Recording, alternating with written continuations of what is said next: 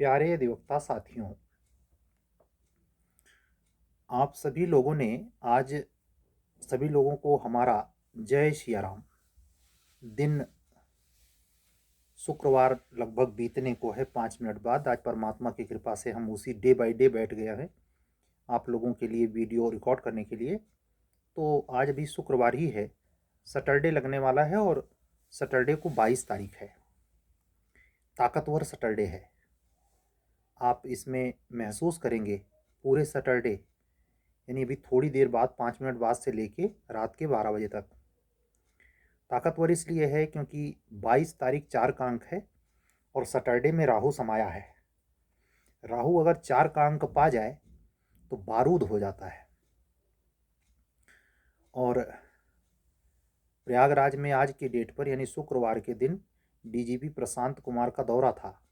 सारे पुलिस पदाधिकारी पूरा जैसे कहते हैं ना बारूद गति से कि जो एक आखिरी स्नान बचा है महाशिवरात्रि का वो कार्य सही ढंग से संपन्न हो जाए, जिसमें कोई आकस्मिक घटना दुर्घटना न घटे।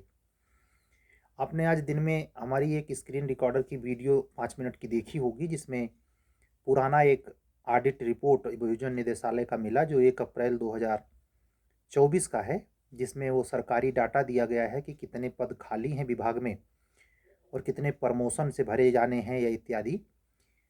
उसमें अभियोजन अधिकारी के भी पद हैं और सहायक अभियोजन अधिकारी के भी पद हैं। आप लोगों ने देख लिया होगा।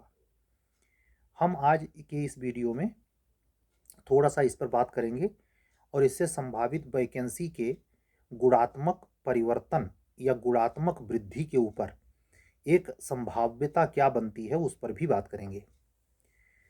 प्रमोशन की दृष्टि से देखा जाए कि जबकि ये ऑडिट रिपोर्ट है, उस समय 2011 के बैच वालों का प्रमोशन कंप्लीट नहीं हुआ था अप्रैल तक, क्योंकि मुझे जहाँ तक याद है कि नवंबर दिसंबर में जाकर के 2024 में ये कन्फर्मेशन आई कि लोगों को प्रमोट किया गया है। तो अगर प्रमोट किया गया है तो लगभग 60 से 65 एपीओ ऐसे हैं जो पीओ बनाए गए हैं। तो जो पीओ की सीट आपको दिखती है उस ऑडिट रिपोर्ट में, उतना माइनस कर दीजिए और एपीओ वाले में उतना और जोड़ दीजिए। जैसे मान लीजिए 60 सीट ही ले लेते हैं कि 60 लोगों को एपीओ से पीओ बनाया गया, तो उन 60 को 176 में जोड़ दीजिए, 30 हो गया और 30 उधर, 235 सीट के आसपास वर्तमान में सीटें वैकेंट होनी चाहिए। और इस 235 को भरने के लिए गवर्नमेंट एकाएक 235 को दे रही है। उसमें कैटेगराइजेशन उसने कैसे किया है, इसमें बैकलॉग को वो कैसे सेट कर रही है, ये बहुत अंदरूनी मामला है, तो उस पर तो टिप्पणी नहीं करूंगा। लेकिन एक यहाँ गुंजाइश और है। कैडर रिव्यू के बाद ये जो आप ऑडिट रिपोर्ट देख रहे हैं बिल्कुल ये बदल जाएगा। कैडर रिव्यू अगर होता है तो उसमें पदाधिकारियों और उनके साथ साथ एपीओ की ज़रूरत ज़्यादा पड़ेगी। तो उस स्थिति में ये संख्या इस कैटेगरी में पहुंच सकती है। जैसे ऐसे समझ जाएं कैसे होगा ये। जो प्रमोशन हुआ है 11 वाले बैच का, उनके लिए अनुमन्य जो 7 ईयर का ये कंप्लीट होता है उसके अनुरूप हुआ है। और वो अनुरूपता या वह अनुमन्य शर्त 2015 बैच के जो एपीओ 2017 में ज्वाइन किए थे वो भी लगभग अपना 7 साल पूरा कर चुके हैं।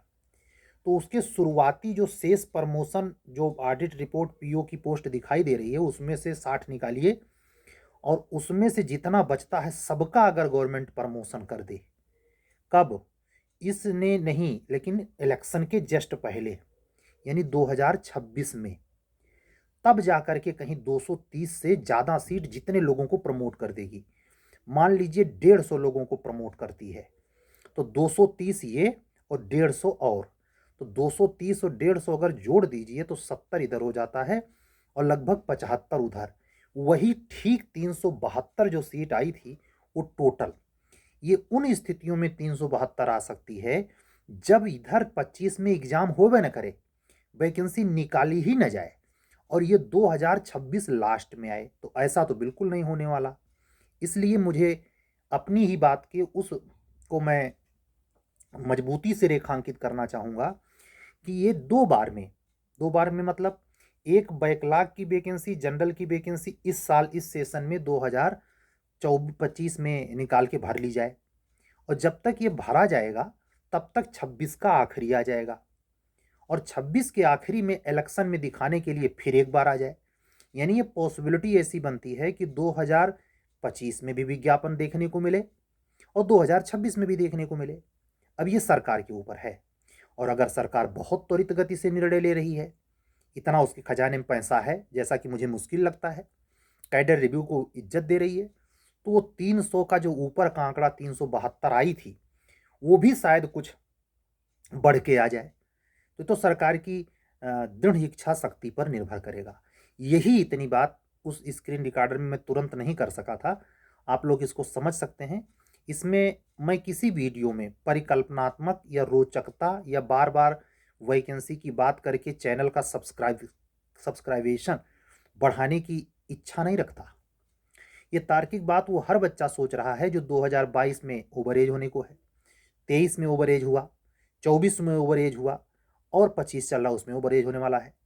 ये सारे बच्चों की बेचैनी है कि अगर वैकेंसी मान लीजिए 25 में आ ही जाती है, और उत्तर प्रदेश लोक सेवा आयोग के किसी भी विज्ञापन में एज की जो काउंटेबिलिटी मंथ है वो जुलाई है, 1 जुलाई को वो काउंट करता है। हाई कोर्ट 1 जनवरी से काउंट करता है उसी साल का। जैसे अगर 2025 में 2025 करके विज्ञापन आता है तो 1 जुलाई 2025 को जो मिनिमम 22 साल का और ओबीसी कैंडिडेट है तो 45 और जनरल कैंडिडेट है तो 40 साल का अगर हो गया है वही ये परीक्षा दे पाएगा। दिव्यांगजन 55 साल तक दे सकते हैं। ये बड़ा महत्वपूर्ण पहलू है, और बच्चे इसमें बहुत परेशान होते हैं, उनका दिमाग नहीं काम करता, कभी कभी चिंता में इतना मतलब वो डिप्रेस हो जाते हैं। भाई हर व्यक्ति इतनी परिस्थितियों में है कि बड़े बड़े सिलेबस वो नहीं डील कर सकता। और मैं आज का अनुभव बता रहा हूँ, जितने हिंदुस्तान में खास करके उत्तर भारत में दिल्ली को लेकर, दिल्ली खास शहर को लेकर, क्यों? क्योंकि गांधी विहार, नेहरू विहार और वहाँ दिल्ली में रहने वाले करोल बाग और तमाम ऐसे तो शहर डेवलप हो गए छोटे छोटे, उन शहरों में रहने वाले ज़्यादातर लड़के हिंदी बेल्ट के ही हैं। ऐसे कहें कि 70% हिंदी, 30% पंजाब, हरियाणा, मध्य प्रदेश, राजस्थान के हैं। ऑनलाइन का ज़माना है, कोचिंगें आपके दरवाजे तक चल के आ रही हैं, और ऑनलाइन का अगर व्यू समझे तो आपके कमरे में पहुंच गई हैं। मैं ही आपके कमरे में पहुंचा हूं। ऐसे तो है, कोई अधिवक्ता बहन हमको अपनी कॉपी लिख के दे रही है तो शोर मच रहा है इसके लिए, या बगल वाला लड़का जान पा रहा है कि वो लिख के दिया, और मैं उसको जो क्वेरी करके रिपोर्ट भेज रहा हूं वो अगर खुद से शेयर ना करे तो कोई जान सकता है मैंने उसको क्या बताया? इससे बेटर ट्विटर मिलेगा? ऑफलाइन का जो चिल्लाते हो और ऑफलाइन का जो शौक है, मैंने नहीं कहता कि ऑनलाइन में मैं हूं तो इसके लिए, लेकिन आप इसको तर्कता समझिए। ऑफलाइन में जो कॉपी चेक हो रही है, जो आपके पेन से उस पर निशान बना करके वेरी गुड फलाना ढिमका, इसमें ये करिए उसमें वो करिए, इससे आप ये तय कर पाते हैं कि जिसमें आपको अपेक्षा से अधिक नंबर उन्होंने दिया है क्यों दिया है, या जिसमें आपके नंबर कट कर दिए हैं, या हर क्वेश्चन में लिखते हैं कि क्यों काट दिया है। ये पॉसिबल है अगर 100 बच्चे भी उनके पास हों, 50 भी हों तो भी। यहाँ जो भी परमात्मा कृपा से हमारे पास बच्चे कनेक्ट हुए, हालांकि इस समय सीरीज एकदम बिल्कुल स्लो मोशन में चल रही है, ना के बराबर है जूनियर डिवीजन और एपीओ। कारण कि बच्चे 1.5 साल से प्रतीक्षा कर रहे थे। 90 क्लास जीएस का मैं दे चुका था, तो ठगे जाने से अच्छा है कि इंतजार ही कर लो। मैंने जीएस की क्लास बिल्कुल रोक दी, सीरीज का काम बिल्कुल ठप कर दिया, प्री मेन दोनों का, क्योंकि नई संहिताएं हैं वो वायरल हो जाएंगी, हम करें मेहनत हम, मजा मारे कोई और, इसलिए मैंने सब रोका। और मैं भी अब आप लोगों की तरह इंतजार ही कर रहा हूं कि कब कमीशन स्पष्ट करता है। तो जैसा कि मैंने कहा कि ग्रह दशीय स्थिति के अनुसार तो 28 मार्च के पहले पॉसिबल नहीं है, तनिक भी कोई खबर नहीं आने वाली। 28 मार्च के बाद कितने दिन में आ जाएगी, कैसे आ जाएगी, ये समय बता देगा। और उसमें जो पहली संभावना है, यही जो 230 दिखाई देती है, इस 230 के बारे में, 230 कैसे है इसको मैं वीडियो में बता चुका, समझ गए होंगे आप। तो यहाँ तक वो नंबर दिख सकता है। अब 230 में स्पेशल की कितनी सीट है और जनरल की कितनी सीट है, इसको एक साथ गवर्नमेंट देना चाहेगी, या 2007 की तरह जनरल 2007 एपीओ, स्पेशल 2007 एपीओ करके निकालेगी 2025 में, ये परमात्मा है। हालांकि मुझे साफ लगता है जिस हिसाब से हनुमान जी का ये वर्ष है, और हनुमान जी ही एपीओ की नौकरी के कार्यक हैं, पुलिस विभाग की नौकरी है वो, ध्यान रखना, विधि से ज़्यादा वो पुलिस विभाग की नौकरी है, एपीओ।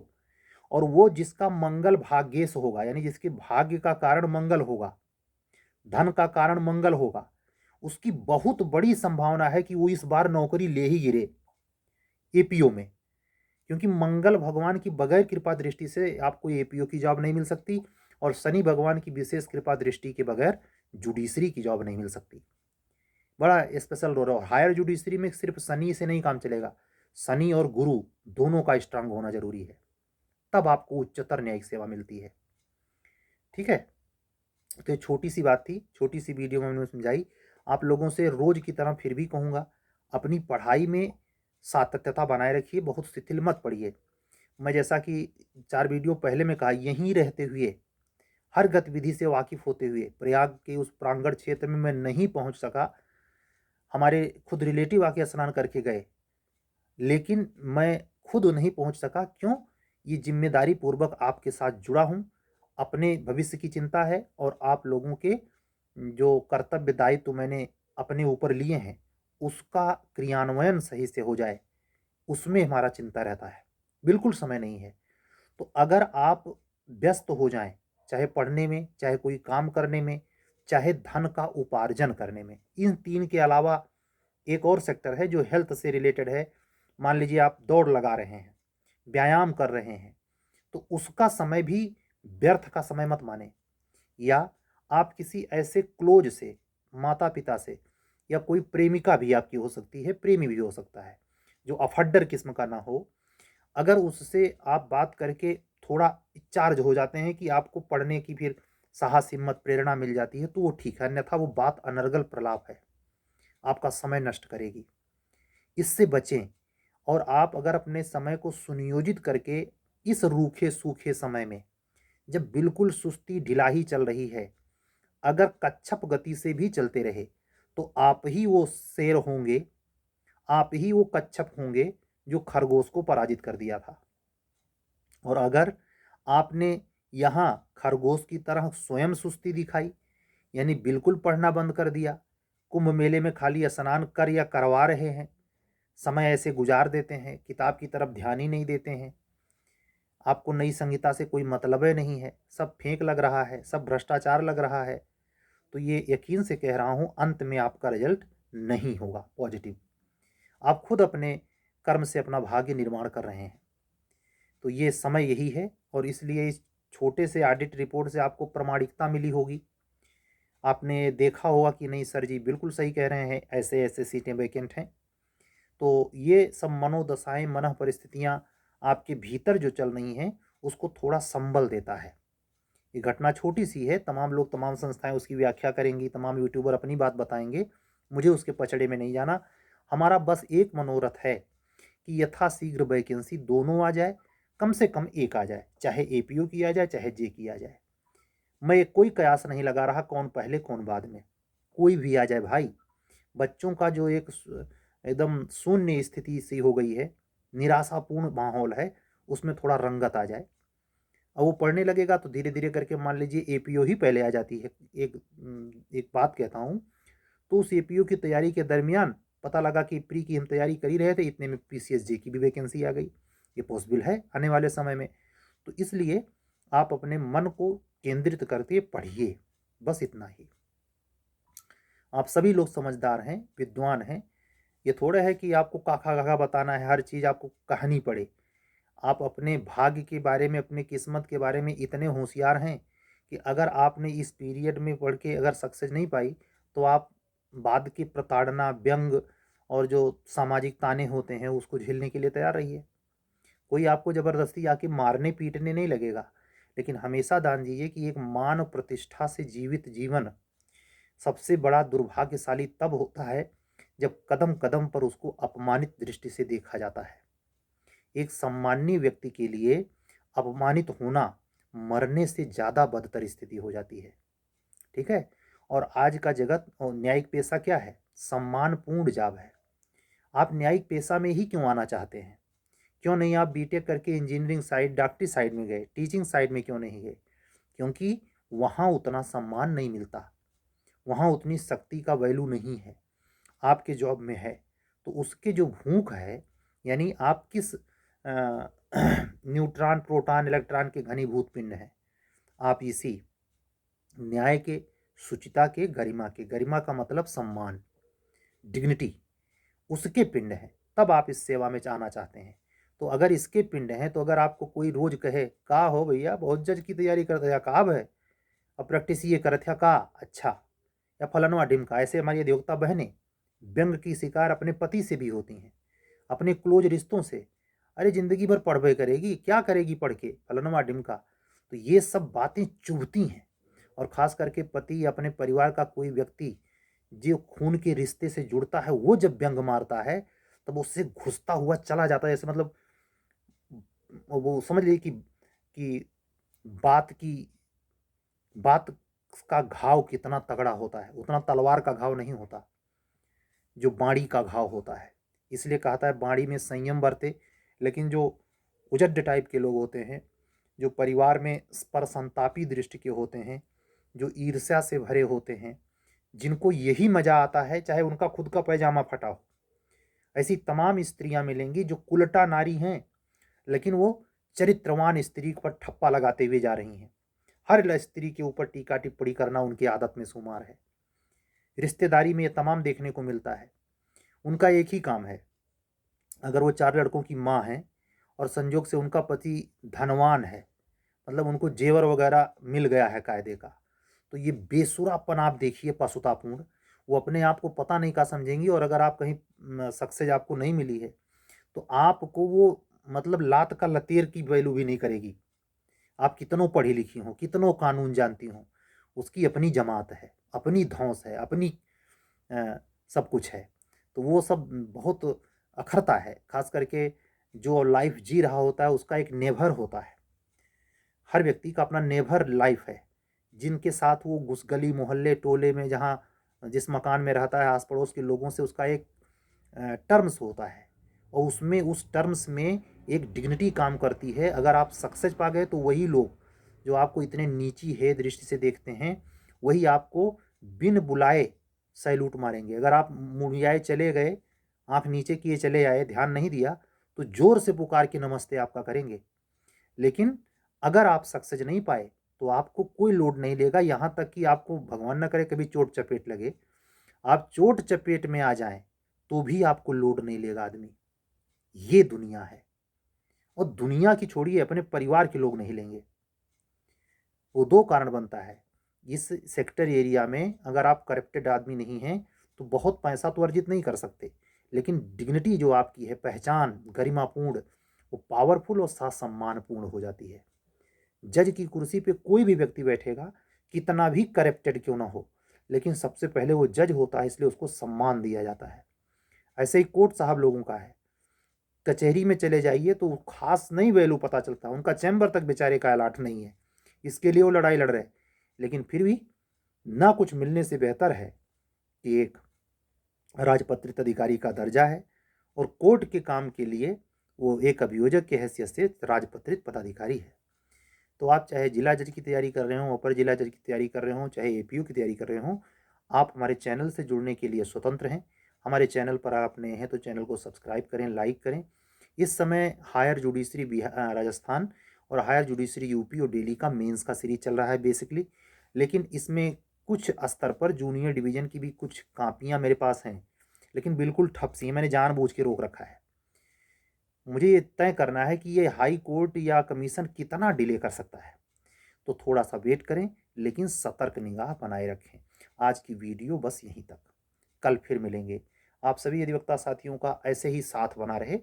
आप हमारे विचारों से, हमारी बातचीत से या हमारी इन्फॉर्मेशन से कितना लाभ प्राप्त कर रहे हैं, ये आपकी प्रतिक्रियाओं से मुझे पता चलता है। आप लोगों के साथ का आकांक्षी रहते हुए और आज की टोटल बातें लेटे हुए हनुमान जी को निवेदित करते हुए कल मिलने के पक्के वादे से मैं चलता हूँ। आप सभी अधिवक्ता साथियों को ये बताते हुए कि अगर आकस्मिक रूप से कोई वैकेंसी आ जाती है और रात के समय का इंतज़ार तब मैं नहीं करता, तो जैसे कल के दिन आपने देखा कि स्क्रीन रिकॉर्डर के माध्यम से मैंने आपको इन्फॉर्मेशन पहुंचाई, वैसे मेरी कोशिश होगी कि वो तात्कालिक रूप से आपको न्यूज आपके हाथ लगे और आप तत्पर होकर अपने लक्ष्य की प्राप्ति में अध्ययन के लिए मजबूती से लग जाएं। ठीक है, कल फिर मिलेंगे। सभी अधिवक्ता साथियों को जय जय सिया राम बोलते हुए चलता हूँ। सत्यमेव जयते। शुभ रात्रि।